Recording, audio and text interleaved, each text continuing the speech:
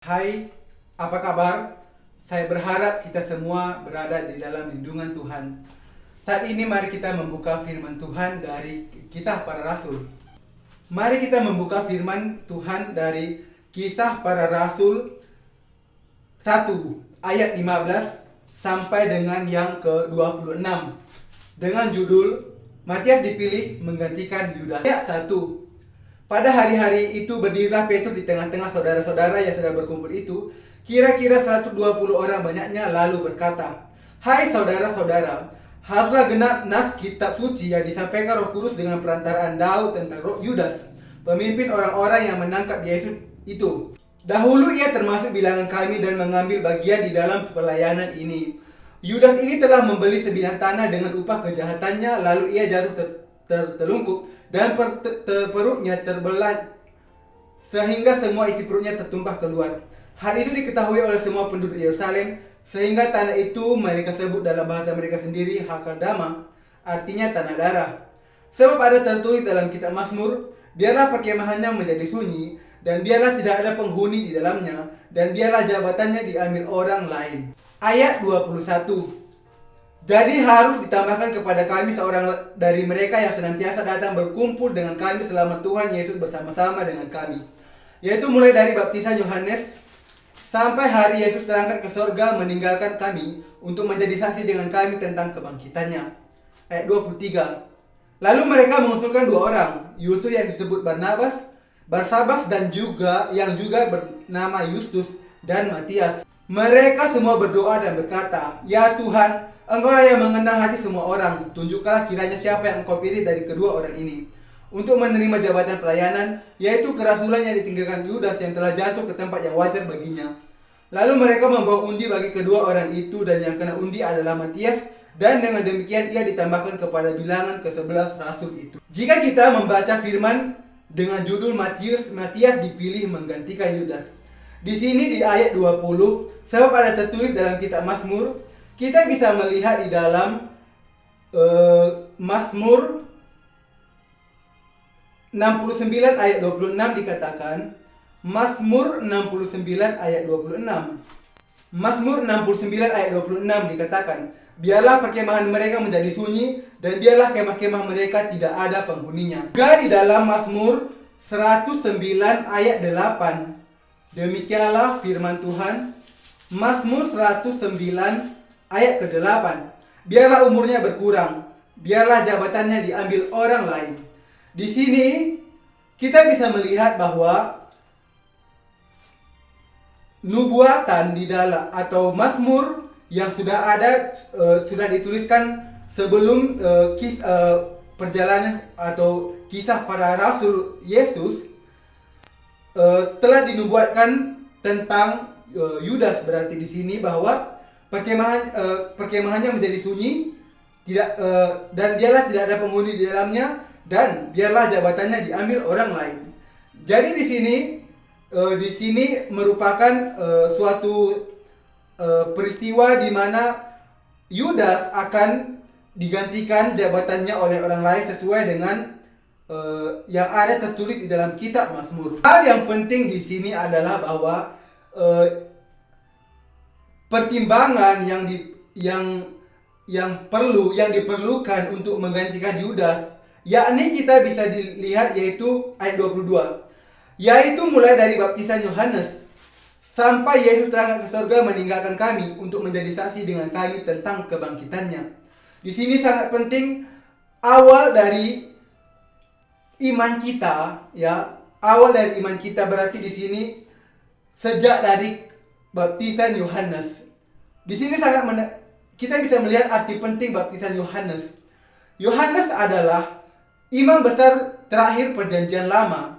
Dia adalah seorang keturunan dari Harun sang imam besar pertama, yang tugasnya secara khusus pada hari raya pendamaian, hari raya pendamaian menanggungkan dosa orang Israel selama setahun ke atas kepala kambing jantan. Kita bisa melihat di dalam Imamat 16 ayat 21. Nah, di sini Yohanes adalah keturunan dari Harun, di mana ayahnya Zakaria dan ibunya Elizabeth, dan merupakan dari rombongan Abiya. Di sini Yohanes Pembaptis pertama-tama memberikan kesaksian kepada orang untuk bertobat dari jalan mereka, dari perbuatan mereka, karena pada saat itu orang Israel menyembah berhala. Dan Yohanes Pembaptis memberitakan kepada orang untuk percaya bahwa Yesus adalah anak domba Allah. Kita bisa melihat di dalam Yohanes 1 ayat 29 dikatakan, pada keesokan harinya, Yohanes melihat Yesus datang kepadanya dan ia berkata, "Lihatlah anak domba Allah yang menghapus dosa dunia." Kita bisa melihat,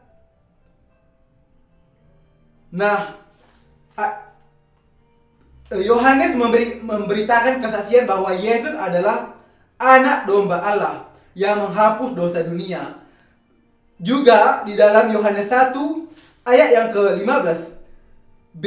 Inilah dia yang kumasukkan ketika aku berkata, kemudian daripada aku akan datang dia yang telah mendahului aku, sebab dia telah ada sebelum aku. Di sini Yohanes juga memberi kesaksian bahwa Yesus telah ada sebelum Yohanes. Berarti Yesus adalah Tuhan atas segala ciptaan. Tuhan yang menjadikan Anda dan saya menciptakan langit dan bumi beserta segala sesuatu di dalamnya. Inilah yang diberitakan Yohanes Pembaptis. Di sini kita bisa melihat bahwa untuk menjadi seorang rasul menggantikan Yudas, hal yang pertama dipertimbangkan, yang menjadi pertimbangan, yaitu bersama-sama dengan para murid, yakni ayat 22, mulai dari baptisan Yohanes sampai Yesus terangkat ke surga meninggalkan kami. Di sini kita bisa melihat bahwa Yesus terangkat ke surga setelah dia bangkit kembali dari kematian pada hari yang ketiga. Ini membuktikan bahwa Yesus adalah Allah sendiri. Yesus bangkit di antara orang mati, dan dengan kebangkitannya memberi kita yang percaya di dalam baptisan dan kematiannya di atas kayu salib dan kebangkitannya pada hari ketiga, kita memperoleh hidup yang baru dengan percaya di dalam keselamatan yang diberikan oleh Yesus Kristus.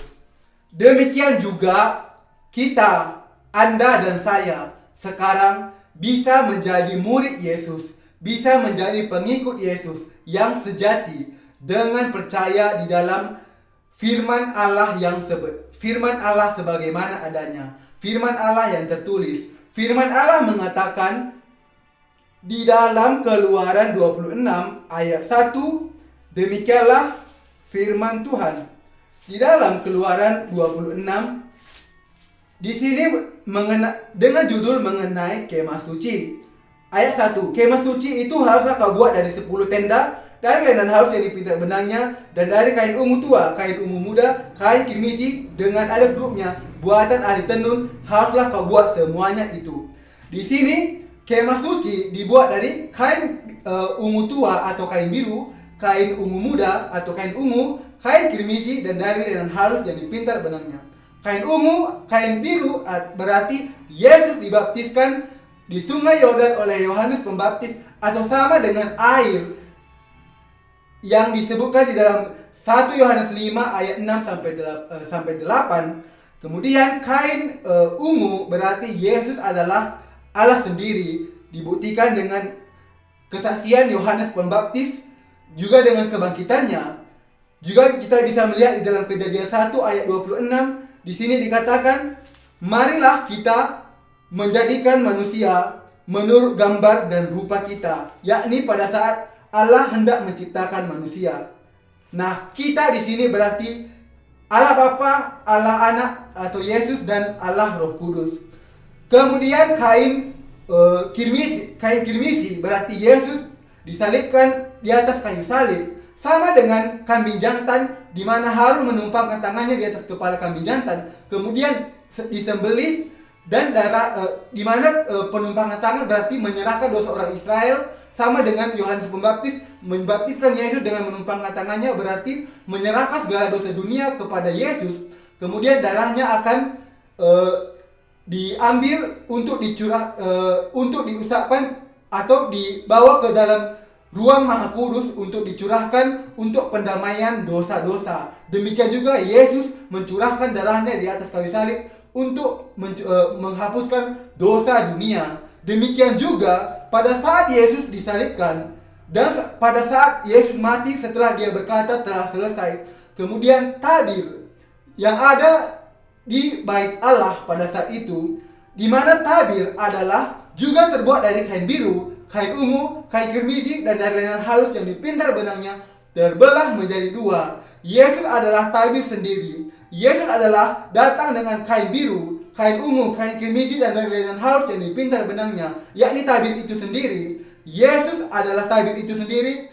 Dengan kematiannya, dengan terbelahnya tabir, dengan kematian Yesus, maka kita bisa dengan berani masuk ke dalam ruang Maha Kudus, di mana ruang Maha Kudus adalah di mana di dalam ruang tabir memisahkan ruang kudus dengan ruang Maha Kudus. Dengan terbelahnya tabir ini, kita bisa masuk ke dalam ruang Maha Kudus. Kita bisa bertemu dengan Allah melalui tabir. Dengan melalui tabir, melalui Yesus Kristus, dengan percaya di dalam kebenaran Allah, dengan percaya dalam kain biru, kain ungu, kain kirmizi, dan dari yang halus yang dipintal benangnya, kita bisa menjadi anak-anak Allah.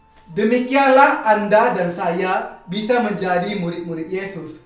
Kita menjadi orang-orang kudus yang dibenarkan melalui pendamaian tubuh Yesus Kristus.